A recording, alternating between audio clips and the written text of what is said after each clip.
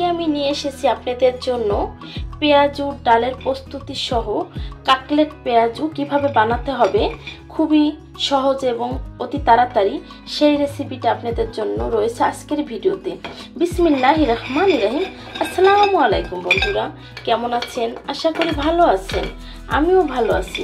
দেশ এবং দেশের বাইরের থেকে যারাই আমার এই ভিডিওটা দেখতেছেন তাদেরকে আমার রান্নাঘরে স্বাগতম।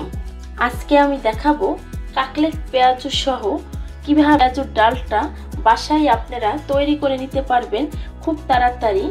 একদম 30 মিনিট থেকে 20 মিনিটের মধ্যে ভিজিয়েই পেঁয়াজুটা তৈরি করতে পারবেন। দেখতেই পাচ্ছেন কতটা সুন্দর হয়েছে এই কাটলেট পেঁয়াজুটা। আমি এটা পরের ভিডিওতে আপনাদেরকে সুন্দর করে আরও খুব সহজে শিখিয়ে দেব এবং দেখিয়ে দেব।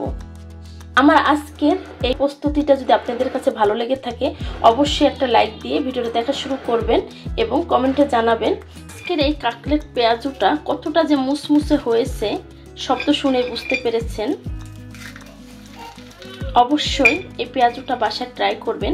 আমি এর পরের ভিডিওতে এই কাটলেট পেঁয়াজুটা নিয়ে আপনাদের সামনে চলে আসব। দেখতেই পাচ্ছেন যে কতটা। চলুন বন্ধুরা দেখে নেওয়া যাক মূল প্রস্তুতি প্রণালী।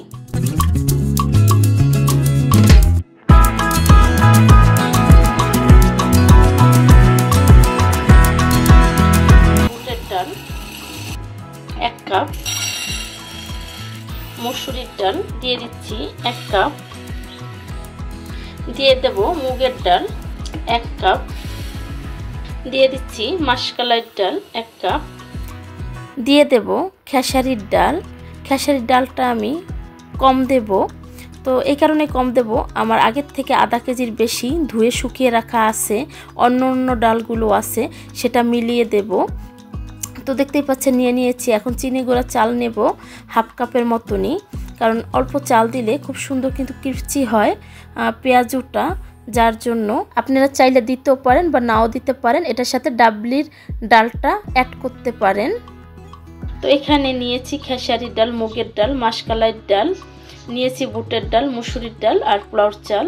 এখন এটা সব মিক্স করে ধুয়ে নেব।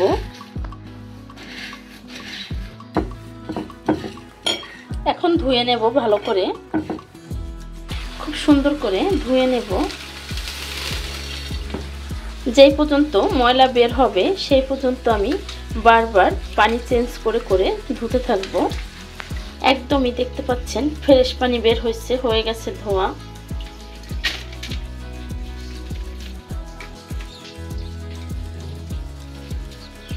হয়ে গেছে। চলে এসেছি আমি ছাদে। আমরা যদি এভাবে বাসায় হোমমেড বেসনটা তৈরি করি এটা একদমই স্বাস্থ্যকর থাকে। এবং ধুয়ে শুকিয়ে নিয়ে এসেছি আমি, দেখতেই পাচ্ছেন। তো আমি বলেছিলাম যে চালের পরিমাণ কম হয়ে যাবে, কারণ খেসারির ডালটা আমি বেশি দেবো, যেহেতু এটা পেঁয়াজু। তো এটা আমার ধোয়া আগের থেকে ছিল, যার জন্য আমি কিন্তু খেসারির ডালটা কমিয়ে দিয়েছি। এটার ভিতরে আটতেছে না। একটু চেলে নেব, যেহেতু ছাদে শুকিয়েছি, যার জন্য বাদবাকি যেটা রেখে দিয়েছি সেটা দিয়ে দিলাম। খুব সুন্দর করে একটু চেলে নেব, কারণ আমি এটা 2 দিন শুকিয়েছি ছাদে। ব্লেন্ডার মেশিনটা নিয়ে নিয়েছি, জার নিয়েছি। এই পর্যায়ে এটা ভিতর নিয়ে নেব। এটা যেহেতু ছোট জার, যার জন্য একটু কমিয়ে দেব। একটু কম কম দিলে হবে কি যে একটু ব্যালেন্সটা ঠিক রাখতে পারবে। আপনারা অবশ্যই এভাবে রমজানের প্রস্তুতিটা নিয়ে রাখবেন, তাহলে আমাদের জন্য কিন্তু অনেক ইজি হবে। এখন নামিয়ে দেখে নেব কতটা সুন্দর হয়েছে, দেখতেই পাচ্ছেন।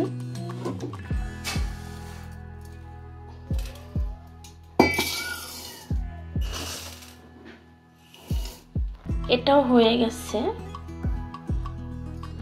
ঢেলে দিয়েছি, দেখতেই পাচ্ছেন। এভাবে একটু বিচি বিচি রাখতে হবে, না হলে কিন্তু পেঁয়াজুটা কুড়মুড়ে থাকবে না। আর যেহেতু আমি পোলাওর চাল দিয়েছি চিনি গুঁড়াটা,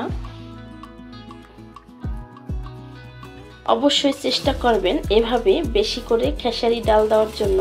পেঁয়াজুটা কিন্তু মূলত খেসারি ডালেরটাই বেশি মজা হয়। তো যেহেতু আমার খেসারির ডাল আমি আগের থেকে ধুয়ে রেখে দিয়েছিলাম, রয়ে গেছিলো আধা কেজির বেশি, তো সেটা তো মিলিয়ে দিলাম।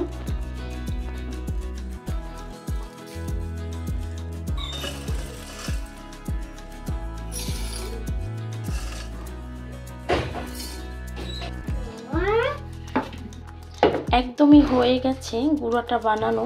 কতটা ইজি আমাদের এই রমজান মাসে, সিয়াম সাধনার মাসে আমরা যেন আল্লাহর ইবাদতটা একটু বেশি করতে পারি। যার জন্য যদি এভাবে করে ইজি করে রেখে দিই তাহলে আমাদের এই ইফতার বানানো, এত কষ্ট করা বা সাজানো, দেখানো পিছনে সময়টা ব্যয় হবে না। যার জন্য আমি এটা আপনাদের সাথে শেয়ার করতেছি।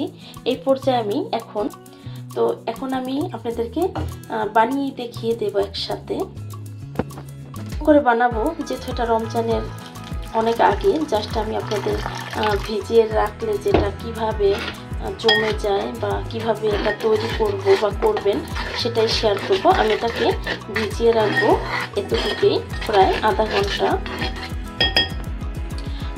আধা ঘন্টা হয় নাই, এখনও 25 মিনিট হয়েছে, 5 মিনিট বাকি আছে।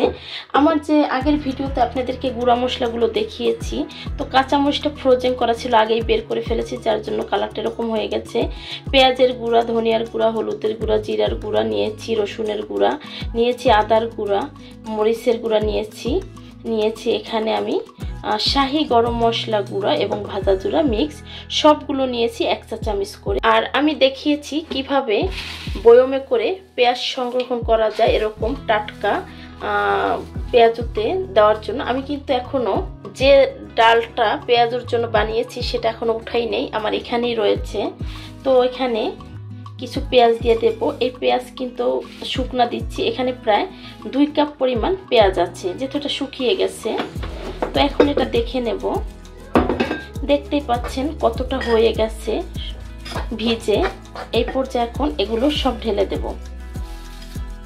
এরকম যদি আমরা কাজ সেরে রাখি তাহলে কিন্তু ইজিলি হয়ে যায়। দেখতে পাচ্ছেন আমি মিক্স করে নিচ্ছি। যাদের ঘরে বয়স্ক লোক আছে, বাচ্চা স্কুলে যায় বা আমলের প্রতি অনেকটা ইনভলভ থাকি, তাদের জন্য আজকের এই ভিডিওটা অবশ্যই আশা করি আমার আজকের এই ভিডিওটা আপনাদের অনেক ভালো লাগবে, অনেক উপকৃত হবেন। আমি এখন লবণটা দিয়ে দিচ্ছি, লবণটা দেওয়া হয় নাই, মিলিয়ে নিয়েছি, এখন হাত দিয়ে দেব।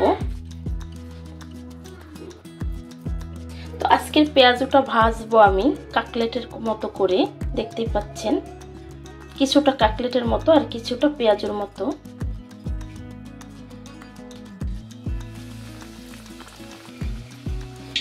অবশ্যই বাসায় এভাবে কাটলেট পেঁয়াজু বানিয়ে বাসায় ট্রাই করবেন এবং আশা করি ভালো লাগবে। এটা আমি গতবার রোজা এইভাবে বানিয়েছিলাম, খেতে কিন্তু ভীষণ মজা। আমরা ডাল বেটে করলে কিন্তু এই কাটলেট পেঁয়াজুটা বানাতে পারবো না। আশা করি আজকের ভিডিওটা আপনাদের অনেক ভালো লেগেছে। এখন দেব ছোট ছোট করে। অলমোস্ট পেঁয়াজুটা কিন্তু হয়ে গেছে, আর কাটলেট পেঁয়াজুর যে শেপটা সেটা দেখতেই পাচ্ছেন যে কতটা সুন্দর দেখাচ্ছে। আর যে এমনিতে যে পেঁয়াজুটা সেটাও কিন্তু ডিফারেন্ট হয়েছে। আমি উঠিয়ে আপনাদেরকে দেখিয়ে দেব এবং তেলের ভিতরে কিন্তু সেটা ভালোভাবে ফুটে উঠেছে। উঠিয়ে নেব। মাশাআল্লাহ খুব সুন্দর হয়েছে কাটলেট পেঁয়াজুটা, দেখতেই পাচ্ছেন।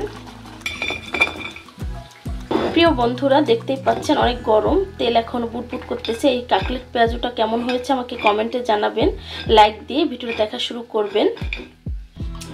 আজকের ভিডিও আমার এই পর্যন্তই, দেখা হবে নতুন কোনো ভিডিও নিয়ে। সে পর্যন্ত ভালো থাকবেন। আসসালামু আলাইকুম, আল্লাহ হাফেজ।